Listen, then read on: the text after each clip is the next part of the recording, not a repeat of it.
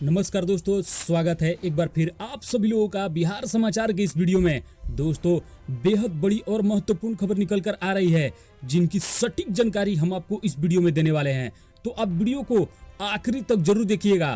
तो दोस्तों, इसी बीच आपके लिए पहली खबर, क्या आप बैंक से आरटीजीएस करते हैं और एटीएम से पैसे निकालते हैं तो ये खबर आपके लिए बहुत जरूरी है, क्योंकि 1 दिसंबर से बैंक के कुछ नियम बदल गया है जो आपको जानना बहुत जरूरी है। तो क्या क्या नियम बदला है उसका पूरा जानकारी हम आपको इस वीडियो में देंगे।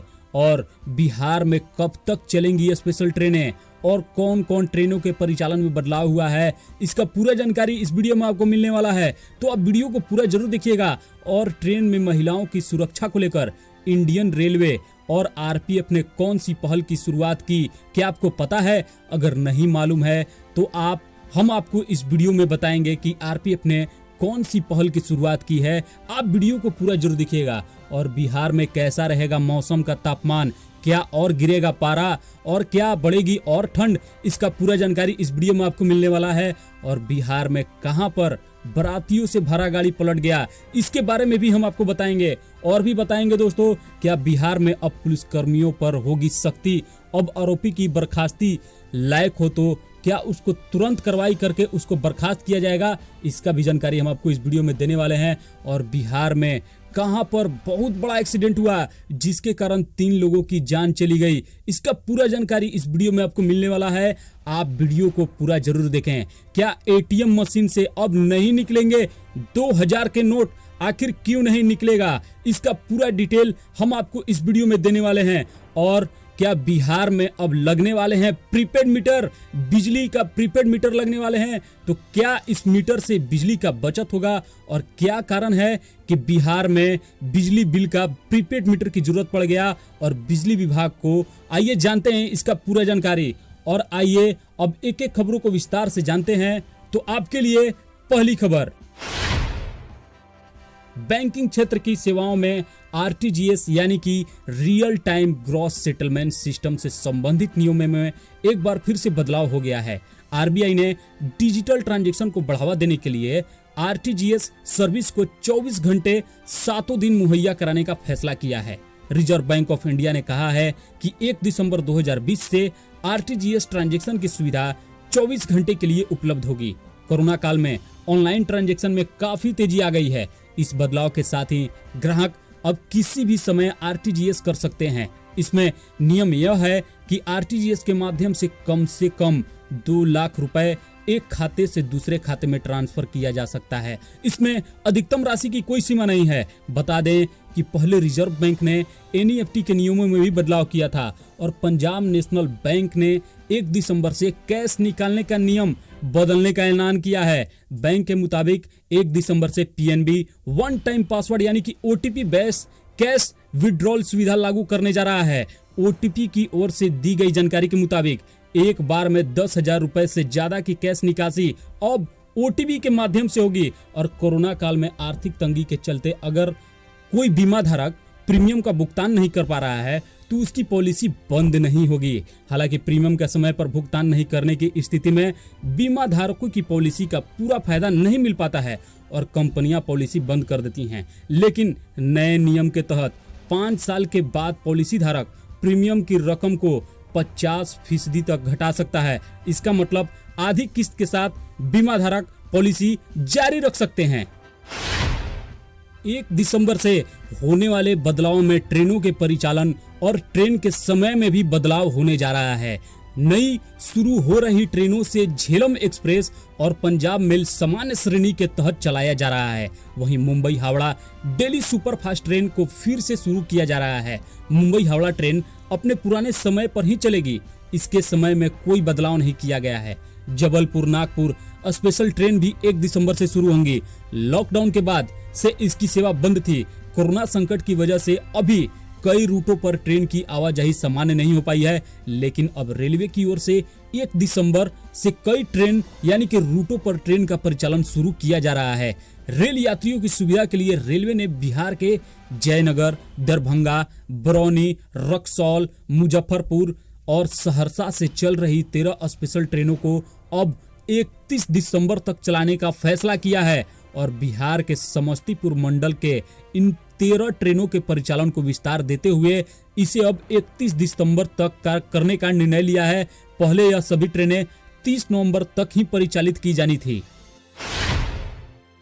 ट्रेन में महिलाओं की सुरक्षा को लेकर पूर्वोत्तर रेलवे ने नई पहल शुरू की है, जिसके तहत मेरी सहेली कार्यक्रम चलाया जा रहा है। सुरक्षित यात्रा के साथ कोविड-19 नियमों का पालन करने को लेकर झाझा आरपीएफ की महिला आरक्षी ने कई ट्रेनों में मेरी सहेली कार्यक्रम के तहत जागरूकता का अभियान चलाया है। महिला आरक्षी सविता कुमारी, विभा कुमारी ने झाझा प्लेटफॉर्म पर आने वाली कई ट्रेनों में महिला बोगी में यह अभियान चलाया। साथ ही महिला यात्रियों को जागरूक करते हुए आरपीएफ के जारी किए गए नंबर 182 के बारे में विस्तार पूर्वक बताया। महिला आरक्षी ने महिला यात्रियों को भय मुक्त होकर यात्रा करने की बात करते हुए कहा कि यात्रा के दौरान अगर कोई अनजान व्यक्ति नजर में आए तो फिर किसी भी व्यक्ति पर संदेह हो तो तुरंत इस बात की जानकारी आरपीएफ के जरिए किए जाए नंबर पर जानकारी दें। यात्रा के दौरान कोविड-19 से बचाव के बारे में भी जानकारी देते हुए लोगों को जागरूक किया।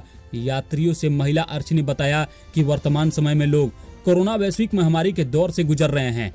ऐसे में हम लोगों को इस बीमारी से बचने के लिए सरकार के नियमों का सख्ती से पालन करना होगा।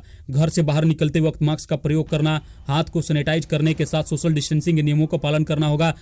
तभी हम लोग इस बीमारी से अपने आप को सुरक्षित रख सकते हैं। अभियान के तहत हर महिला यात्री को मास्क लगाने को कहा गया है। इसके अलावा यात्रियों के बीच मास्क भी वितरण किया गया है।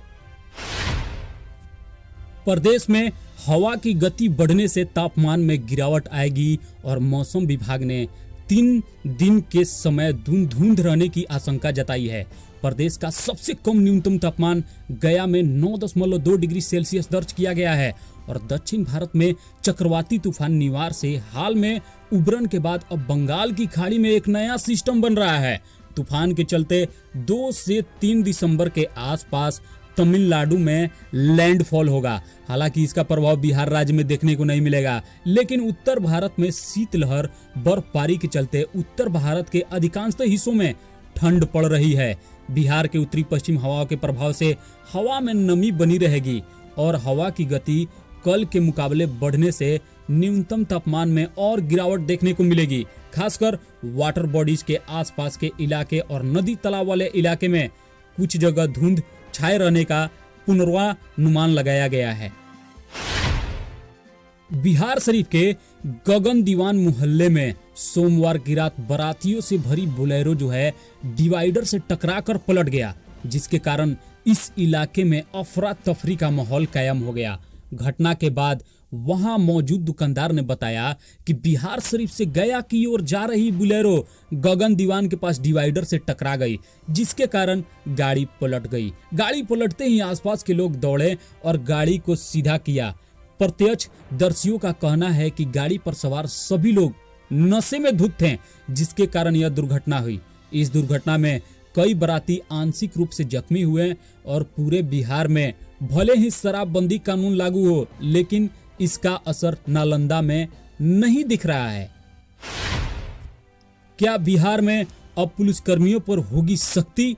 आरोपी यदि बर्खास्ती लायक हो तो क्या होगी तुरंत कार्रवाई? आइए इसके बारे में पूरी जानकारी जानते हैं।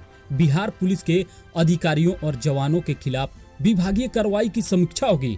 मामला बर्खास्ती के लायक होगा और आरोपों से जुड़े साक्ष्य मौजूद हैं तो ऐसे मामले को हरगिज लंबित नहीं किया जा सकता है। इस पर तुरंत कार्रवाई करनी होगी और पुलिस मुख्यालय द्वारा सभी रेंज के आईजी और डीआईजी के साथ एसएसपी और एसपी को विभागीय कार्रवाई को लेकर दिशा निर्देश जारी किए गए हैं। पुलिसकर्मी की गलती पर निलंबन और विभागीय कार्रवाई होती है। आरोपों की गंभीरता के मद्देनजर सजा भी दी जाती है। कई दफे विभागीय कार्रवाई शुरू होती है पर अंजाम तक पहुंचने में उसे वर्षों लग जाता है। खासकर वैसे मामले लंबित रहते हैं जिसमें गंभीर सजा होने की आशंका रहती है। पुलिस मुख्यालय पिछले कुछ समय से विभागीय कार्रवाई के निपटारे को लेकर बेहद गंभीर है। नए आदेश के तहत सभी लंबित विभागीय कार्रवाई की समीक्षा के आदेश दे दिए गए हैं और पुलिस मुख्यालय ने रेंज आईजी से लेकर एसपी तक को विभागीय कार्रवाई की समीक्षा के आदेश दिए हैं। इसके तहत सभी लंबित विभागीय कार्रवाई की समीक्षा वरीय पुलिस अधिकारी द्वारा की जाएगी। विभागीय कार्रवाई के वैसे मामले जिसमें बर्खास्ती की गई बर्खास्ती की कार्रवाई अपेक्षित है और आरोपों के मद्देनजर साक्ष्य मौजूद हैं, उसे तुरंत निपटाने के आदेश दिए गए हैं। यानी गंभीर आरोपों से यदि बर्खास्तगी का मामला बनता है तो उसे किसी भी स्थिति में लंबित यानी कि उसको ज्यादा नहीं टाला जा सकता। लंबित विभागीय कार्रवाई की समीक्षा और बर्खास्ती वाले मामलों में त्वरित कार्रवाई करने का मकसद साफ सुथरी पुलिसिंग है। आला पुलिस अधिकारी के मुताबिक वैसे पुलिसकर्मी जिन पर गंभीर आरोप लगे हैं और वह प्रमाणित होता है तो उन्हें अविलंब सजा मिलनी चाहिए। ऐसा होने से पुलिसकर्मियों के बीच संदेश जाएगा, इससे बेहतर पुलिसिंग को बढ़ावा मिलेगा और यही वजह है कि जिन विभागीय कार्रवाई में बर्खास्ती का मामला बनता है उन्हें जल्द पूरा करने के निर्देश दिए गए हैं। बिहार में कहां पर बहुत बड़ा एक्सीडेंट हुआ जिसके कारण 3 लोगों की जानें चली गई। इसका पूरा जानकारी हम आपको इस वीडियो में देंगे, आप वीडियो को पूरा जरूर देखें।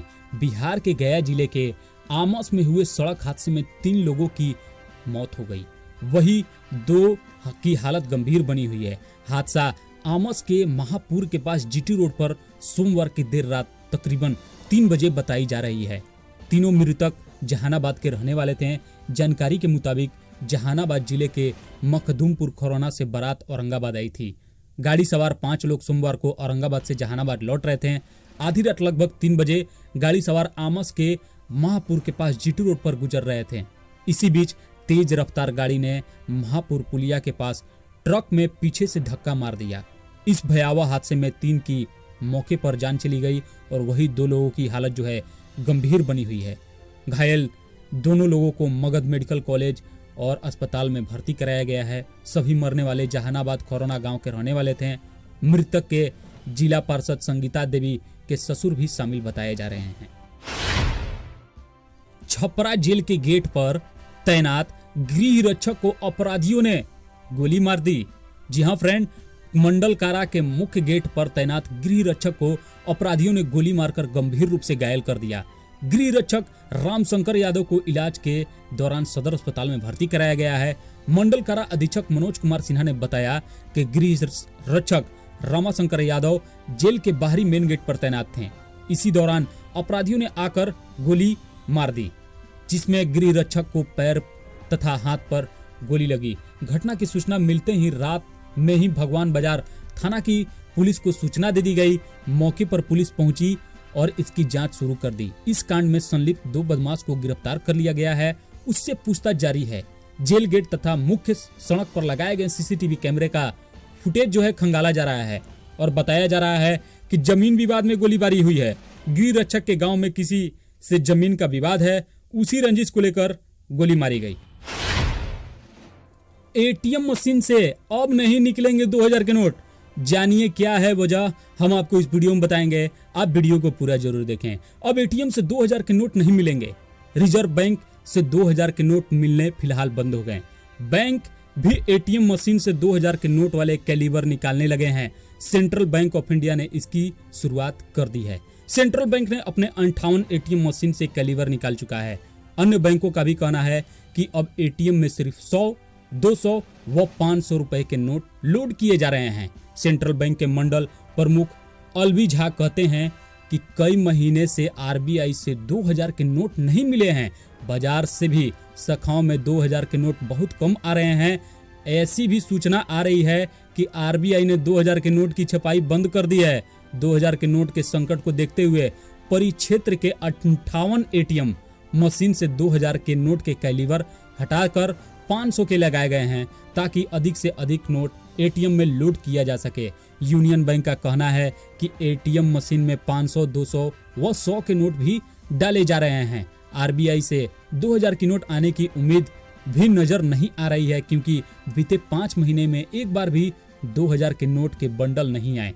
बड़ौदा यूपी बैंक के रीजन 1 के क्षेत्रीय प्रबंधक अखिलेश सिंह कहते हैं कि आरबीआई से 2000 के नोट नहीं आने से बड़ा भुगतान लेने वाले खाताधारकों को 500, 100 के नोट ही दिए जा रहे हैं।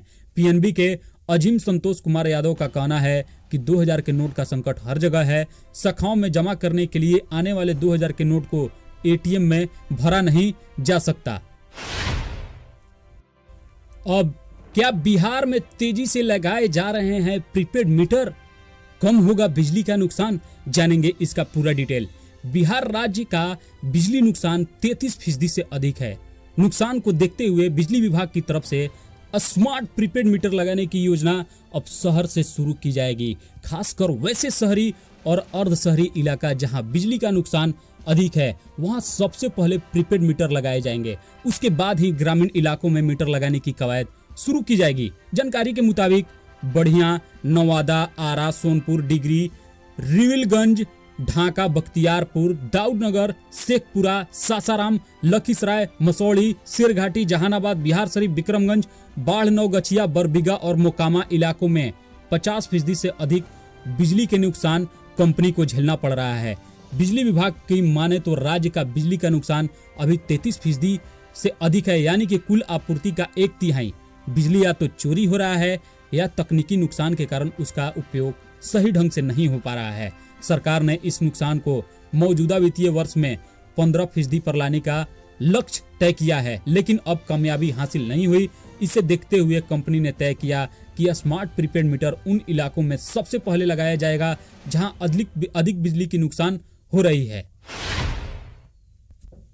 इकोनॉमी में लगातार दूसरे महीने जीएसटी कलेक्शन 1 लाख करोड़ रुपए के पार। भारतीय अर्थव्यवस्था में सुधार नजर आ रहा है। जीएसटी कलेक्शन लगातार दूसरे महीने 1 लाख करोड़ रुपए से अधिक रहा।